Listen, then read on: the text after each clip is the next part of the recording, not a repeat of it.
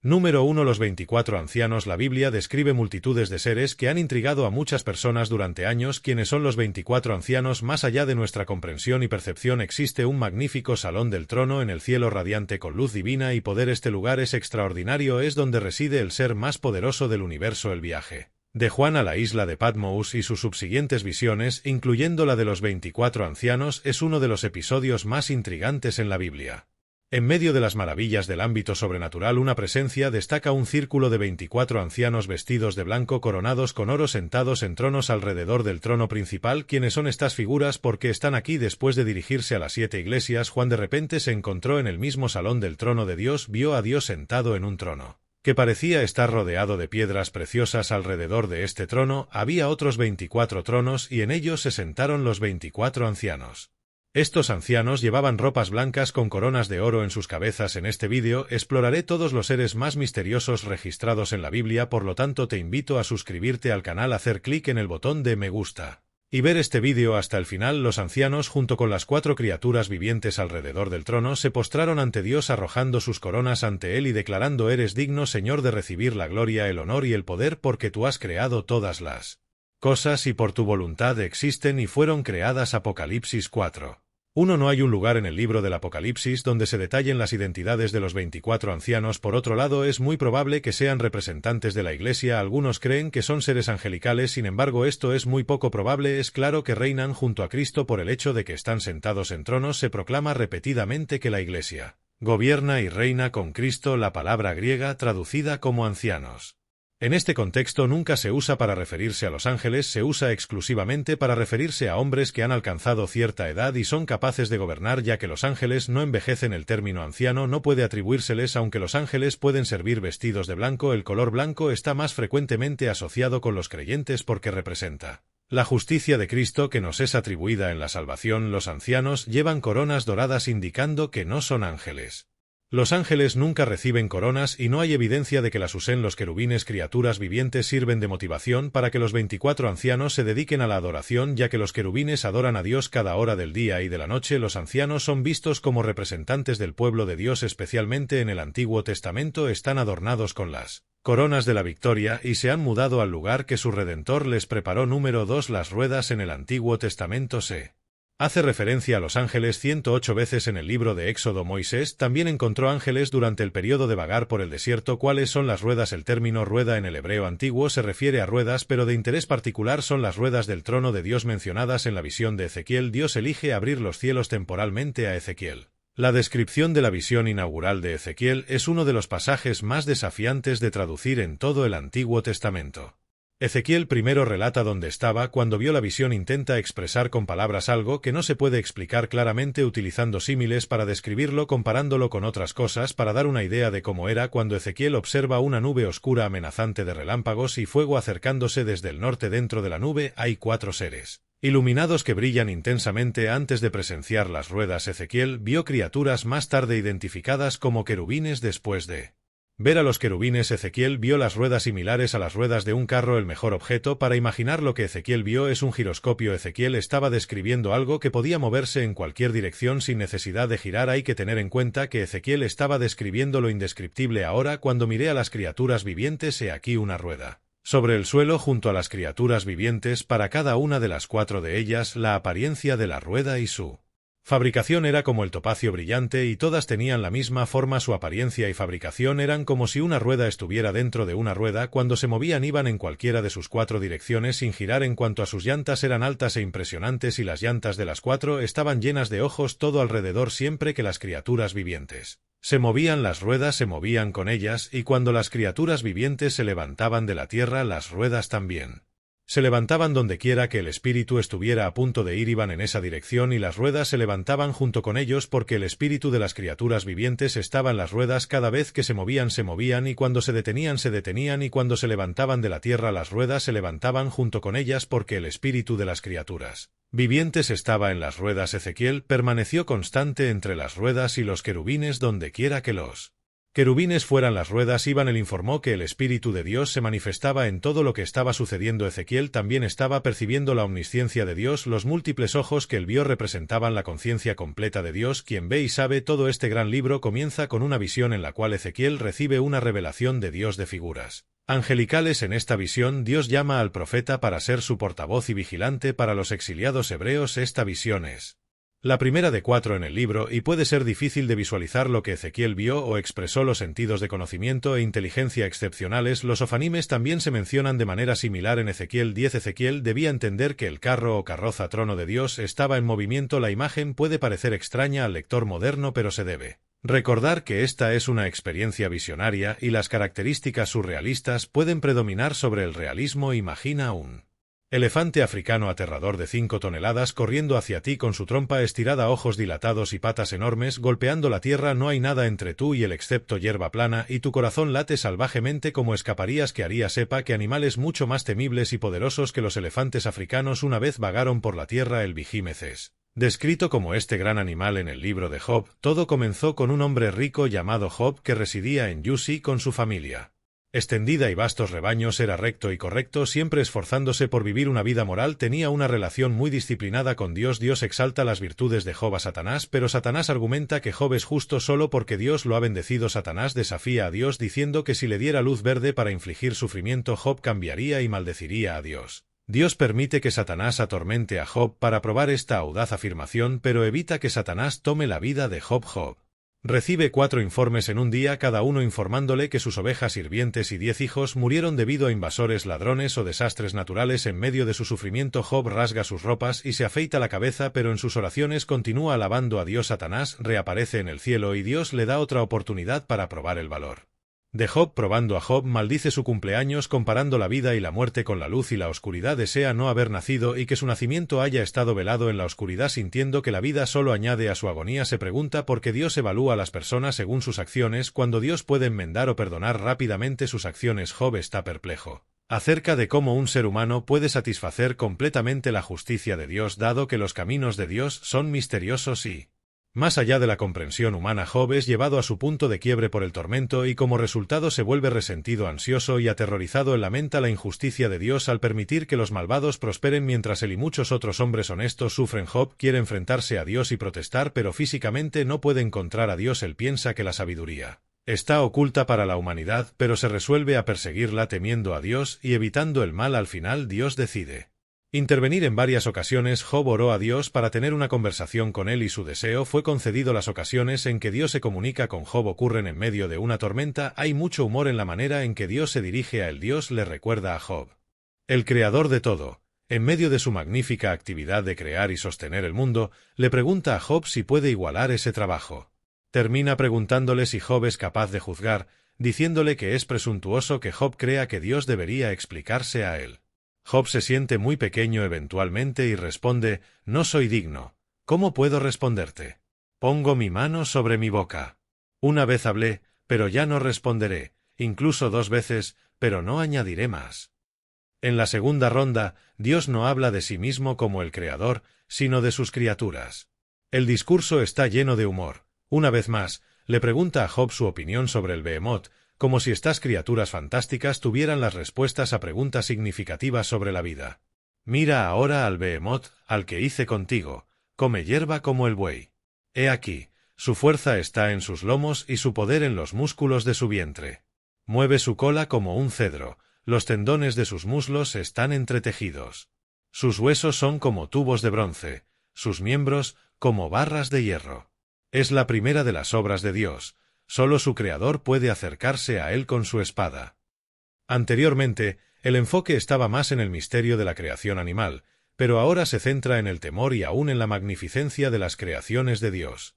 La identidad del Behemoth, una de las pocas criaturas bíblicas que los historiadores han debatido durante mucho tiempo, todavía es objeto de discusión en la comunidad académica. Sin embargo, se sabe que 2 cosas: era enorme y tenía un ombligo. La evidencia de un ombligo muestra que no era un animal ovíparo, come hierba como el buey, su poder está en los músculos del estómago. Dios parece deleitarse en describir la maravilla de esta criatura extraordinaria, señalando su tamaño, apetito y comportamientos a lo largo del camino. La imagen es clara. Si Job no puede competir con su semejante, ¿cómo podría competir con el Dios que creó al Behemoth? La palabra hebrea Behemoth tiene la misma forma que el plural de la palabra hebrea Bema, que significa bestia. Es posible que tal bestia haya deambulado por la tierra junto con las personas.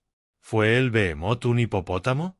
Muchas personas piensan que Dios tenía en mente lo que llamamos un hipopótamo, uno de los animales terrestres más grandes, poderosos y peligrosos del mundo. El hipopótamo era conocido definitivamente en tiempos bíblicos, especialmente en Egipto. Los romanos redujeron su población debido al daño que causaban a los cultivos. Aunque se llama caballo de río, el hipopótamo está más relacionado con los cerdos que con los caballos. La mandíbula abierta de un hipopótamo proporciona una imagen convincente. ¿O era el Behemoth un elefante? Según la mayoría de los apologistas bíblicos, Behemoth en hebreo se refiere a una bestia cuadrúpeda, que creen que es un elefante. Los que favorecen a los hipopótamos lo hacen porque Job 40:23 habla de la enorme boca de la criatura bebiendo el impetuoso río Jordán. Basándose en el versículo 19, parece que la criatura descrita en la historia de Job era demasiado grande para que la gente de esa época la derrotara. Estas descripciones no pueden atribuirse a ningún animal actual. A lo largo de la historia registrada, los humanos han cazado y matado elefantes, y los han domesticado para diversos propósitos, como el trabajo y la guerra. Cuando el libro de Job describe al Behemoth como la principal de las obras de Dios, tan poderoso que sólo aquel que lo hizo puede acercarse a él con su espada, no era una exageración. En comparación con el terrorífico poder incontrolable del Leviatán, el orgullo y la grandeza del hombre no eran motivo de alabanza. El hombre más humilde está en la presencia de Dios, y ese es el punto. Ni Job ni nadie más tiene derecho a criticar la obra de Dios. El Leviatán es una gran criatura acuática de algún tipo. La Biblia lo describe como una fiera temible con ferocidad monstruosa y gran poder. La palabra hebrea para Leviatán tiene el significado de enrollado o retorcido. Isaías 27:1 habla del Leviatán. En ese día, el Señor con su espada, grande y fuerte, castigará a Leviatán, la serpiente huidiza, Leviatán, la serpiente retorcida, y matará al dragón que está en el mar. Sea cual sea este monstruo marino, su fuerza y naturaleza salvaje eran bien conocidas. Las bestias marinas glorificadas por Dios. El Antiguo Testamento contiene varias menciones del Leviatán. Según la mayoría de estos pasajes, el Leviatán es una criatura real que la gente conocía, aunque la mantenía a distancia y la conocía por su reputación y no por vista. En Salmos 104:25-26, Dios es alabado como aquel que creó el hábitat para el Leviatán. Para combatir la imagen exagerada de sí mismo que tenía Job, Dios quería demostrarle cuán pequeño era en el gran esquema de las cosas, usando a Job como ejemplo. Job 41 da más detalles sobre el Leviatán como una criatura marina real. En ese capítulo, Dios describe al Leviatán, enfatizando el tamaño, la fuerza y la ferocidad del animal. Job 41:1-5. Puedes sacar tú al Leviatán con anzuelo o con cuerda que le eches en su lengua. Puedes poner correa en su nariz o horadar con garfio su quijada. ¿Te rogará mucho a ti? ¿Te hablará él lisonjas? ¿Hará pacto contigo para que lo tomes por siervo perpetuo? ¿Jugarás con él como con pájaro o lo atarás para tus niñas? Esta criatura fue mencionada por primera vez en Job 3:8. Maldiganla los que maldicen el día, los que están listos para incitar a Leviatán a despertar. En este contexto, Job se refiere a cómo los marineros y pescadores maldecían a la amenazadora criatura conocida como Leviatán. De manera similar, con intensa emoción, Job maldijo el día en que nació. Generalmente, el Leviatán se considera un monstruo marino o dragón mítico que aterroriza a marineros y pescadores. Sin embargo, en el contexto de Job 41, Dios no parece considerar al Leviatán como mítico. Hay opiniones divergentes sobre la descripción del Leviatán. Algunos sugieren que podría ser un antiguo dinosaurio similar a un dragón que pudo haber sobrevivido hasta la época de Job o haber permanecido en la memoria humana, sirviendo como un ejemplo al que Dios se refiere. Por otro lado, algunos creen que el Leviatán es simplemente un cocodrilo poderoso. En este contexto, el propósito de Dios al proporcionarle a Job este relato del Leviatán es demostrarle cuán impotente es ante esta criatura. No hay nada que Job pueda hacer para detener a esta poderosa criatura. Job no tiene oportunidad. Los querubines son un grupo de seres celestiales creados por Dios. Son los primeros en la jerarquía angelical que aparecen en la Biblia, inmediatamente después de la caída de Adán y Eva en Génesis 3. Génesis 3 registra los eventos en el jardín del Edén. Habiendo violado el mandamiento de Dios de no comer del árbol del conocimiento del bien y del mal, era probable que Adán y Eva extendieran sus manos y también tomaran del árbol de la vida y vivieran para siempre. Como resultado, fueron expulsados de su paraíso terrenal. Pero, ¿qué impediría que Adán regresara al jardín y desobedeciera nuevamente a Dios? La respuesta se da en este versículo, Génesis 3 y 24. Expulsó, pues, al hombre y colocó al oriente del jardín de Edén querubines y una espada encendida que se revolvía por todos lados para guardar el camino del árbol de la vida. Según estas dos fuentes en la Biblia, parece que la responsabilidad principal de los querubines es declarar la pecaminosidad del hombre y proteger la presencia de Dios de los hombres pecadores. Como Adán anhelaba regresar al jardín del Edén, los querubines le recordaron que él había quebrantado la ley de Dios. El sumo sacerdote de Israel tenía permitido entrar en el Santo de los Santos una vez al año para contemplar el propiciatorio. Seguramente, en cada ocasión debió sentir, no pertenezco aquí, en la santa presencia de Dios, porque soy pecador. Los querubines son seres reales y poderosos. Sin embargo, en la Biblia, los querubines frecuentemente representan cosas celestiales. Fueron integrados en el diseño del Arca de la Alianza y el Tabernáculo por mandato de Dios. Los querubines que se muestran en Ezequiel 10 no solo tienen alas y manos, sino que también están llenos de ojos y rodeados de ruedas dentro de ruedas. Aún así, Ezequiel también pinta un tono sombrío en el capítulo 10. Los querubines no solo protegían el lugar más sagrado de Dios de aquellos que no tenían derecho a estar allí, sino que también aseguraban el acceso del sumo sacerdote al lugar santo con sangre, como mediador del pueblo ante Dios. Los querubines no negarán el acceso al trono al cristiano más humilde. Nos aseguran que podemos acercarnos con confianza debido a la obra de Cristo en la cruz.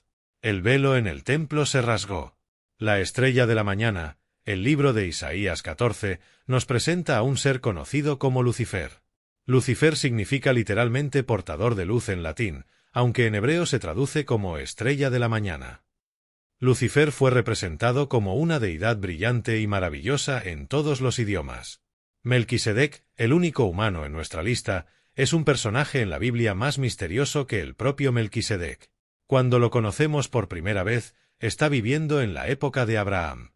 Incluso el nombre Melquisedec lleva consigo un aire de misterio. Hace una entrada silenciosa en el canon de las Escrituras. ¿Quién es él? ¿Por qué hay tanta discusión sobre él? Se le menciona tanto en el Antiguo como en el Nuevo Testamento.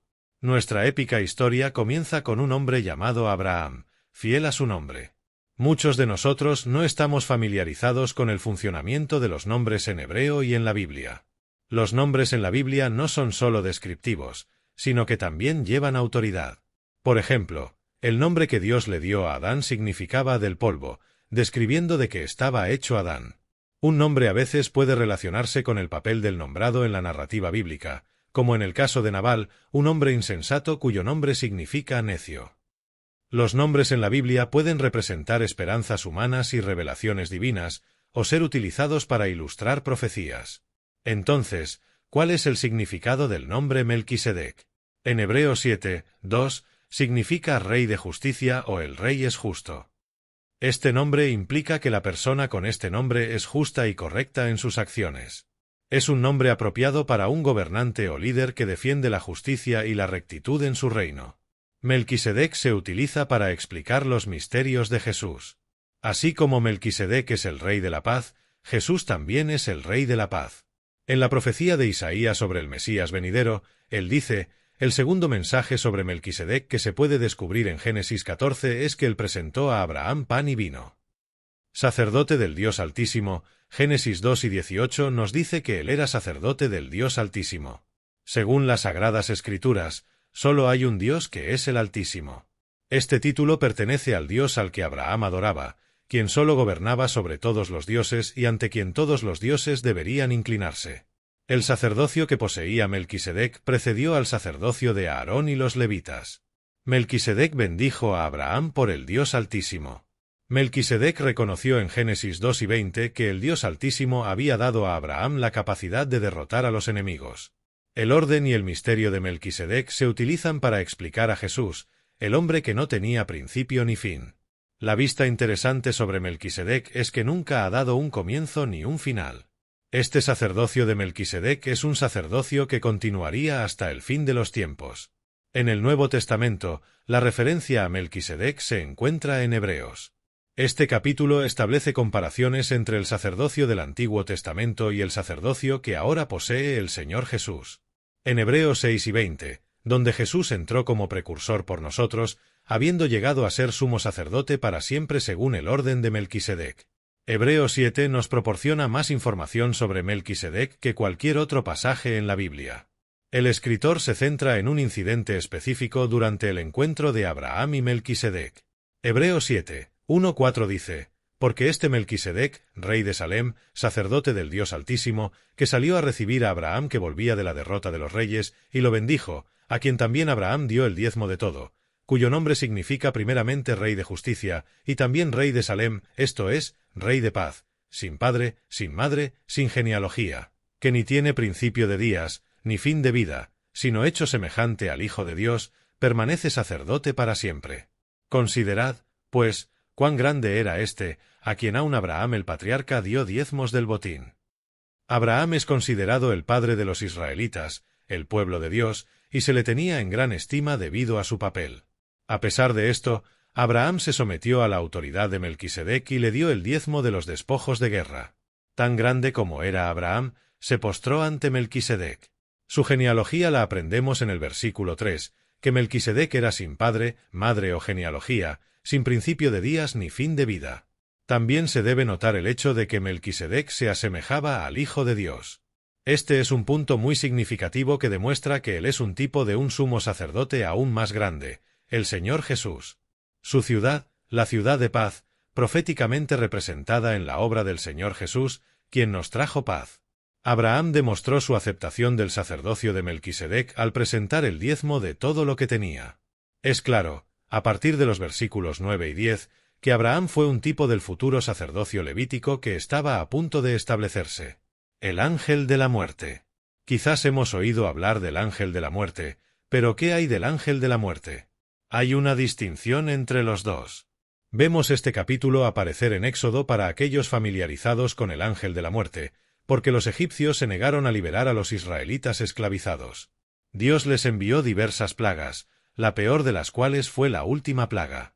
La última plaga involucra al ángel de la muerte. Éxodo 11, 1-2 dice: entonces el Señor dijo a Moisés: aún una plaga traeré sobre Faraón y sobre Egipto, después de la cual él os dejará ir de aquí, y os echará totalmente. Habla ahora en oídos del pueblo, y que cada hombre pida a su vecino, y cada mujer a su vecina, alhajas de plata y alhajas de oro. Moisés regresó a las cámaras reales para una última entrevista con el rey. Éxodo 11, 4-5 dice: así dijo Moisés, así ha dicho Jehová, a la medianoche yo saldré por en medio de Egipto, y todos los primogénitos en la tierra de Egipto morirán, desde el primogénito de Faraón que se sienta sobre su trono, hasta el primogénito de la sierva que está tras el molino, y todo primogénito de las bestias. En el pasado ha habido guerras y las habrá en el futuro. Egipto acababa de experimentar 9 plagas y más desastres nacionales estaban en camino, pero nunca habría otra ola de luto como esta. Como en las desgracias anteriores, la población hebrea sería perdonada. Habrá un éxodo. Visitaré a Egipto, dijo Dios. Esta noche invadiré cada casa donde no haya sangre en la puerta, pero habrá sangre en las puertas de mi pueblo y serán perdonados. Esa noche se hizo historia porque la gente creyó en el hombre de Dios y siguió el plan de Dios. Como resultado, el Señor les dijo a ellos: Faraón se negó a cumplir, y como resultado, se expuso a sí mismo y a su gente a la ira del Señor. La noche en que nadie durmió. Éxodo 12, 29-30 dice: y aconteció que a la medianoche Jehová hirió a todos los primogénitos en la tierra de Egipto, desde el primogénito de Faraón que se sentaba sobre su trono, hasta el primogénito del cautivo que estaba en la mazmorra, y todos los primogénitos de los animales. Faraón se levantó de noche, él y todos sus siervos y todos los egipcios, y hubo gran clamor en Egipto, porque no había casa donde no hubiese un muerto. Cumplió su palabra. El ángel destructor no perdonó a nadie que no estuviera preparado.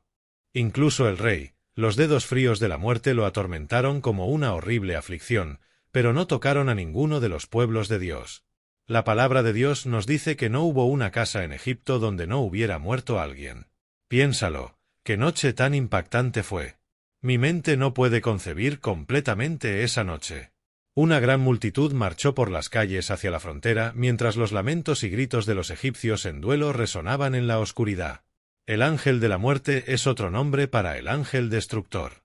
Dios usó seres angelicales, mensajeros celestiales de algún tipo, en diversas ocasiones para traer juicio sobre los pecadores en la tierra. Este ser es conocido como un ángel destructor en varias traducciones bíblicas. No hay evidencias claras en la Biblia de que un solo ángel haya sido designado como ángel destructor o ángel de la muerte. Lo máximo que podemos decir es que las referencias a un ángel destructor en la Biblia se refieren a un ser o seres celestiales que vinieron a destruir a aquellos bajo el juicio de Dios. En lugar de destructor, algunas traducciones usan ángel de la muerte. En Hebreos 11 y 28, este ser es mencionado como el que destruyó a los primogénitos. Sorprendentemente, el texto hebreo original de Éxodo 12 y 23 no menciona un ángel, simplemente dice que el destructor, el que causa daño o inflige daño, matará a los primogénitos de Egipto. El Salmo 78 describe las plagas en Egipto y las resume como la liberación de una banda de ángeles destructores. La palabra hebrea para ángel se usa aquí, pero no se refiere a un ángel específico. Dios también envió a un ángel destructor, un mensajero celestial que trajo destrucción para juzgar a los israelitas como resultado del pecado de David al contar al pueblo. Desde esa mañana hasta el final del tiempo designado, el Señor envió una plaga sobre Israel y murieron 70,000 personas. Cuando el ángel extendió su mano para destruir Jerusalén, el Señor se arrepintió del desastre y le dijo al ángel que afligía al pueblo: «Basta, retira tu mano». El ángel del Señor estaba entonces en la era de Arana, el Jebuseo. Cuando David vio al ángel golpeando al pueblo, dijo al Señor: «He pecado». Los serafines, ¿qué son?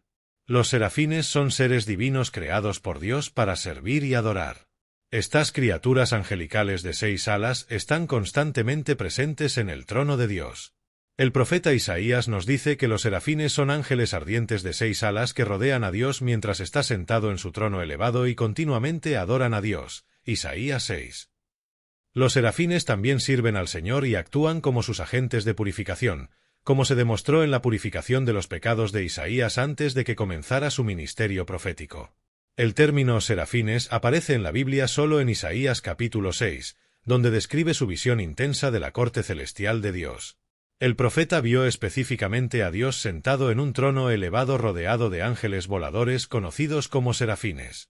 La implicación es que estos ángeles asistentes están encantados con Dios.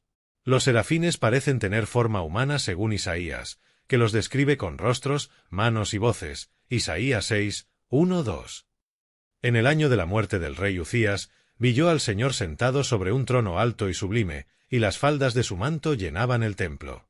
Por encima de él había serafines, cada uno tenía 6 alas, con 2 cubrían sus rostros, con 2 cubrían sus pies y con 2 volaban. Estos ángeles pueden aparecer como llamas ardientes. El término serafines proviene del verbo hebreo saraf, que significa literalmente quemar con fuego o más específicamente destruir con fuego. El nombre también podría aludir a la función de los serafines como agentes de purificación. Dios creó a los serafines como criaturas sin pecado, pero no deben ser confundidos con Dios. La importancia de la proximidad de los serafines a Dios, combinada con su alabanza reveladora, no puede ser subestimada. Cuando los serafines dicen «toda la tierra está llena de su gloria», están dando un testimonio de primera mano de lo que viene del ápice del cielo. Desde la perspectiva sobrenatural de los serafines, podemos ver que la gloria de Dios es infinita, de valor indescriptiblemente alto y tan poderosa que no puede ser contenida en un solo reino. Su gloria se desborda a través del cielo, se despliega a través del reino espiritual y se derrama por toda la tierra. Esta gloria revelada nos permite vislumbrar a un Dios santo. Ser santo significa ser distinto y reverenciado. Esta invocación triple de la palabra santo para describir la naturaleza sagrada de Dios aparece solo 2 veces en la Biblia, ambas veces por los ángeles. Si alguien es transportado en visión al trono de Dios y si los serafines puros y santos muestran tal reverencia en la presencia del Señor, ¿cuánto más deberíamos nosotros, criaturas pecadoras, acercarnos a Él con reverencia? La reverencia de los ángeles por Dios debería recordarnos nuestra propia arrogancia cuando entramos precipitadamente en su presencia, como a menudo hacemos, porque no entendemos su santidad. En Apocalipsis 4, la visión de Juan del trono de Dios fue similar a la de Isaías, llena de reverencia y asombro. Las criaturas vivientes reunidas alrededor del trono exclamaban: «Santo, santo, santo es el Señor Dios Todopoderoso». Los serafines también sirvieron a Dios y actuaron como sus agentes de purificación cuando Isaías se dio cuenta de los serafines celestiales que se cubrían ante Dios para admitir su indignidad antes del Señor. Él se dio cuenta de su propio pecado mortal y temió por su vida. En ese momento, uno de los serafines tomó una brasa viva con tenazas del altar, la llevó a Isaías y la tocó en sus labios. El serafín aseguró a Isaías que su culpa había sido eliminada y su pecado había sido expiado. Como resultado de este acto, los demonios son seres personales. Está claro que los demonios poseen atributos de personalidad. Tanto Cristo como los demonios mismos usan pronombres personales yo, me y tú al referirse entre sí. El espíritu demoníaco dentro del hombre poseído, y no el hombre mismo, fue responsable de la posesión demoníaca. La posesión demoníaca ocurre cuando un espíritu reside dentro de un cuerpo humano y exhibe su propia personalidad a través de la supuesta inocuidad del cuerpo del anfitrión. Prácticas del espiritismo, ocultismo y otras abren la puerta al engaño para los creyentes y un verdadero peligro demoníaco para los incrédulos. A menudo las personas se dedican al ocultismo o a cosas demoníacas porque algo parece funcionar. Lamentablemente no es algo en acción, sino alguien en acción, un espíritu demoníaco. Podemos decir que los demonios desean ocupar cuerpos por la misma razón que un vándalo quiere una lata de aerosol. Un cuerpo es un arma que pueden usar para atacar a Dios. Los demonios también atacan a los hombres porque desprecian la imagen de Dios en el hombre, así que intentan desfigurar esa imagen haciendo que el hombre sea repulsivo. Los demonios tienen el mismo propósito en los cristianos, que es arruinarla imagen de Dios, pero sus tácticas están limitadas con respecto a los cristianos. Los espíritus demoníacos fueron desarmados por la obra de Jesús en la cruz, aunque pueden engañar a los cristianos atrapándolos con la incredulidad. Los demonios también tienen nombres personales. Jesús le preguntó al demonio: ¿cuál es tu nombre? Lucas 8:30. Jesús probablemente preguntó el nombre del demonio para entender el alcance completo del problema, sabiendo que el hombre estaba lleno de muchos demonios, no solo uno. Debemos notar que Legión no es un nombre, era evasivo, amenazador e intimidante. Hablar y comunicar, demostrar personalidad. Los demonios hablaron con Cristo y Cristo habló con los demonios, le suplicaron que no los enviaran al abismo. Los demonios que habitaban en este hombre no querían ser encarcelados en el abismo, que es el pozo sin fondo descrito en Apocalipsis 9. Uno pareciendo ser un lugar de confinamiento para ciertos espíritus demoníacos. Los demonios ejercieron su voluntad y apelaron a Cristo no para que los echara al abismo, sino para permitirles entrar en los cerdos. La autoridad de Cristo sobre ellos es esencialmente una demanda de su voluntad sobre la de ellos, un mandato que tenían que obedecer. Los demonios tienen inteligencia, eran conscientes de la identidad del Señor Jesús. Uno de ellos reconoció a Pablo y el ministerio que estaba llevando a una esclava. La Espíritu también le permitió discernir información confidencial a través de la adivinación o el adivinamiento. Hechos 16:17. Los demonios son seres espirituales. Los demonios son espíritus desencarnados, están completamente desprovistos de cualquier forma material. Los demonios pertenecen al ámbito espiritual y su única manifestación es los problemas que causan. Algunos son más malévolos que otros. La Biblia habla de grados de maldad entre los demonios. Jesús dijo que estaba echando un demonio cuando el demonio dejó la palabra de Dios. Nos dice que aunque Satanás había atado a la gente, Jesús reveló su autoridad superando a sus fuerzas malévolas, liberando a los cautivos y dividiendo el botín de Satanás. Número 10. Lucifer, una personalidad a la que se refiere como Lucifer aparece en Isaías 14. La raíz latina de Lucifer significa el portador de luz, mientras la traducción hebrea es la estrella de la mañana. Lucifer fue representado como un ser radiante, brillante, Lucifer y majestuoso en cualquier idioma. Fue un ángel de alto rango. Lucifer fue uno de los ángeles principales de Dios junto a Miguel y Gabriel en las huestes celestiales de Dios. Sin embargo, en algún momento Lucifer cometió un grave error, desafió a Dios. Lucas 10:8 les dijo: vi a Satanás caer del cielo como un rayo, como un maestro de la calumnia o la difamación. Sigue buscando socavar varias formas de autoridad que Dios ha establecido tanto en la Iglesia como en el mundo. Cuando Lucifer fue expulsado del cielo, no detuvo su rebelión, sino que continuó estableciendo su propio reino en oposición al reino de Dios. Lucifer, su corazón se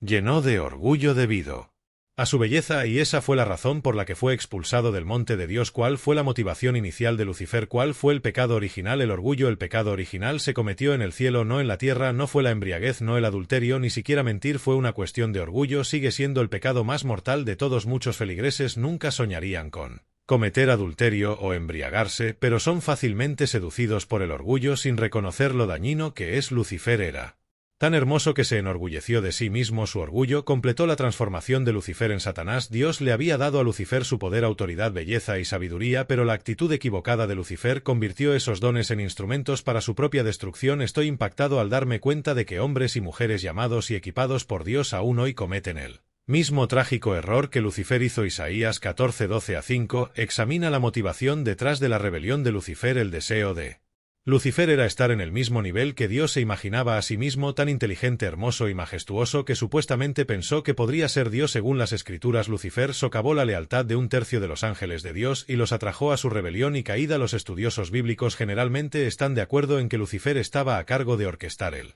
culto en el cielo. Era un maestro musical que continúa usando la música para encantar a la gente. Hoy Lucifer estaba a cargo del santuario de Dios en el cielo, responsable de los servicios religiosos. Era el querubín que cubría el lugar donde se manifestaba la presencia de Dios. Era responsable de la música. Era un artista. Tuvo mucho éxito. Luego se rebeló y cayó el orgullo. Las líneas de batalla están trazadas. Fue expulsado de la presencia de Dios después de enorgullecerse de su sabiduría y belleza, y después de tramar su rebelión contra Dios, sus ángeles traidores también fueron expulsados con él. Lucifer fue tal vez el más sabio y más hermoso de todas las criaturas de Dios, pero las Escrituras dicen que su corazón se llenó. La caída de Lucifer comenzó desde dentro antes de llevarlo a su caída. El contraataque de Satanás. Satanás, el ángel caído, enemigo de Dios y del hombre, se vengó. Tenía una enemistad particular contra el hombre por dos razones. Primero, podía atacar la imagen de Dios en el hombre. Como el hombre representaba visiblemente a Dios al resto de la creación, Satanás no podía tocar a Dios, pero podía hacerla guerra contra la imagen de Dios en el hombre. Su deleite era profanar esa imagen, destruirla, humillarla, y con este propósito trabajaba sin descanso. La acción de Satanás tenía como objetivo desfigurar y degradar la imagen de Dios en el hombre, buscando hacer al hombre repugnante. Intentó destruir no solo la imagen física, sino también el carácter moral y espiritual que refleja a